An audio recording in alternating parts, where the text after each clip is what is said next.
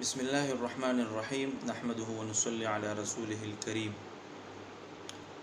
نن سبا زمون رونه بایگان دوستان کاروبار کوي او اکثر رونه بایگان کاروبار کې شرکت کوي، یو بل سره ملګرتیا کوي، پیسې راجمع کی، دوه کسان په شریک باندې کاروبار کوي.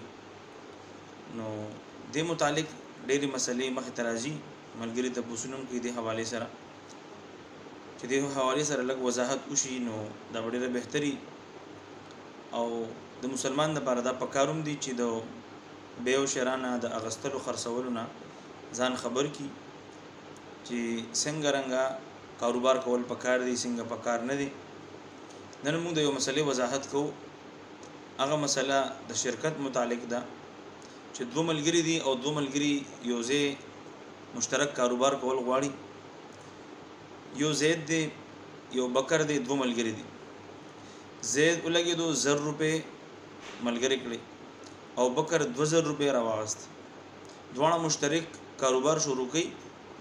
پدې کې دا زید چې 1000 روپے یعنی کم سرمایه لګي پیسې ورکړي دي، د یو شرط لګي د عام بکر سره چې تو به کاروباروم کې ستا پیسې هم سیوا دي او تو به کاروباروم کې او نفع بدوانه تقسیمو یو شان.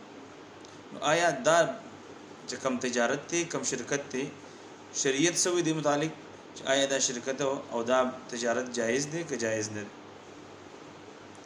همای عزتمندو کوم سوچ کو یو طرف ته د زید پیسې لګي دي، بل طرف ته د بکر پیسې سیوا دي. نو شرعاً چې دا کم کس پیسې کم دي خو دا هغه د پاره دا شرط ولګولی شي چې دی به کاروبار کوي، دی به تجارت کوي، دی به پیسې ګټي.